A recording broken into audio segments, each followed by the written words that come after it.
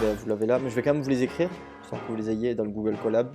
Je vais tout vous copier-coller ici, comme ça vous l'avez. Mais alors que dans le Jupyter Notebook, je vais tout vous expliquer, ok?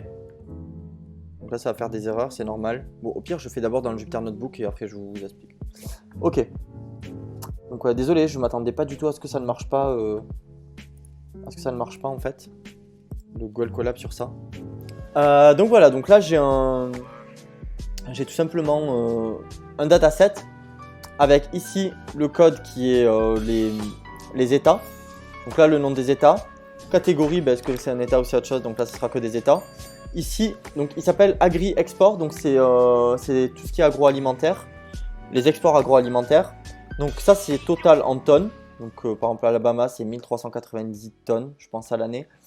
Et ensuite, ça, c'est au détail pour chacun d'entre eux, ok? Donc beef, Jerry, c'est tout ce qui est lait, machin, donc les fruits, etc. Veggie, porc, croc, etc. Ok? Donc voilà. Donc on a ça. Là, je vais vous montrer. Donc là, ce que je vais faire, c'est que je vais dire, là, c'est là où je génère mon data, du coup. Data égale à dict. Type, je vais mettre comme d'hab, correlate, virgule. Ok. Hop. Color. Scale égale à. Ça, c'est juste la couleur. Donc, comme j'avais dit, électrique, tout ça, donc voilà. Location. Location, tout à l'heure, j'ai mis les codes AL, etc. Là, vu que j'ai un vrai dataset, je vais écrire tout simplement DF code. Ok?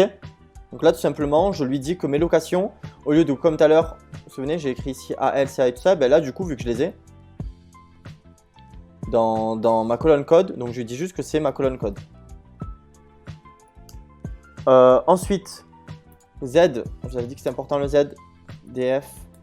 Donc Z, c'est, tout à l'heure, vous vous souvenez, Z, en fait, c'était ce qui déterminait ici ce qu'on voulait observer, la valeur.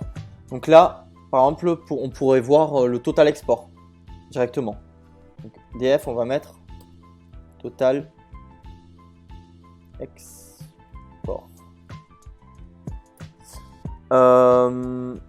Ensuite, il y a quoi à voir? Location mode égale à ça, je le copie-colle. State. Donc ça c'est pour dire que les locations en fait ça va se mettre, faut que ça les prenne en mode États-Unis. Que c'est des états des États-Unis quoi. Texte. Donc là par chance on a un data frame avec où on peut mettre du texte. Donc regardez, ici il y a vraiment une colonne texte qu'on va choisir en fait tout simplement. Le dataset est fait pour ça, de toute façon il est fait pour être montré en exemple. Donc cette colonne texte en fait il y a des infos dessus. Comme ça quand on se mettra à observer ici, il y a ceci est l'état, texte 1, texte 2. Et c'est ce qu'on voit quand on se met dessus. Ceci est l'état, texte et texte, ok? Donc voilà, là c'est juste on va mettre ça tout simplement. Texte, c'est ce qu'il y a dans le texte. Et color bar, c'est la légende. Donc ici on va mettre.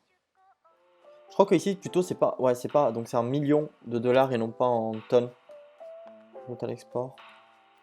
Millions USD. Et voilà. Donc là, on a généré notre data.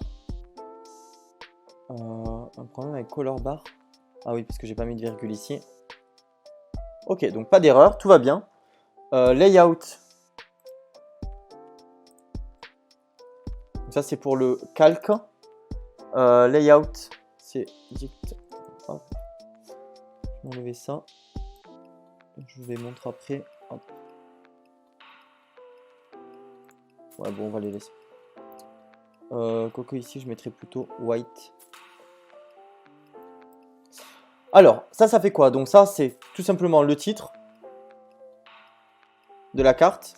Ça décide la carte, qu'est-ce que c'est. Donc pareil, si j'aurais mis Europe ici, ben, on va faire un test juste après. Carte. Voir les lacs ou non. Donc voilà, notre layout est créé.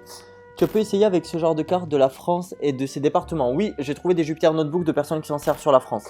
Qui vont même jusqu'à faire la fonte des neiges avec une vraie carte de Google Maps et non pas juste en mode dessin où tu peux zoomer, dézoomer, etc. Ouais, totalement. Donc voilà, il y en a qui font des trucs un peu assez cool. Donc ouais, il y en a avec la France. C'était pas celle que j'avais vu tout à l'heure. Elle est partie pour cartographier les manteaux neigeux. Donc voilà, donc elle se sert pareil de la librairie, elle sert de Folium aussi, c'est une autre librairie, elle te met tout le code, tu as aussi un Jupiter Notebook si ça t'intéresse, je te mets le lien sur le Google Colab. Donc voilà, elle a fait, donc voilà, elle met vraiment carrément une vraie carte avec le fait de pouvoir zoomer, dézoomer.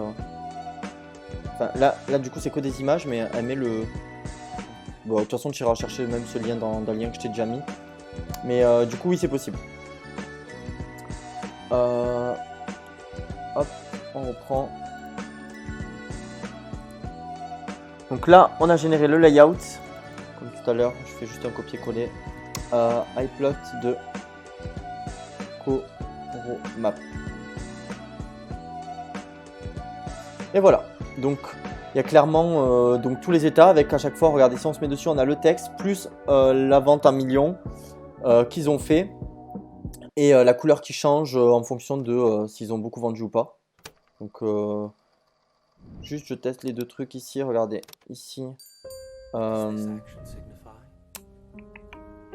là par exemple, je peux mettre Europe normalement. Voilà, donc là on aura l'Europe. C'est pas ouf parce que du coup ça correspond pas aux états, mais c'est possible. Essaye, on va rester sur essaye. Et je pense qu'on a fait un peu le tour. On va pas s'en servir de suite, je pense, enfin, des cartes, mais c'était juste pour voilà, faire un dernier jour en mode data visuel. Là, je vais juste tout vous mettre sur... Voilà. Bon, je vais m'arrêter là du coup. Donc encore une fois, aujourd'hui, désolé pour tous ces bugs qu'il y a eu. Si vous êtes sur YouTube, n'hésitez pas, malgré tout ça, à laisser un petit pouce bleu. D'ailleurs, peut-être que je ne le laisserai pas en montage, je sais pas si... Bon, ça fait partie du code. Des problèmes qu'on peut rencontrer quand on est développeur. Donc voilà. Petit pouce bleu, on s'abonne à la chaîne. Ça aide pour me soutenir.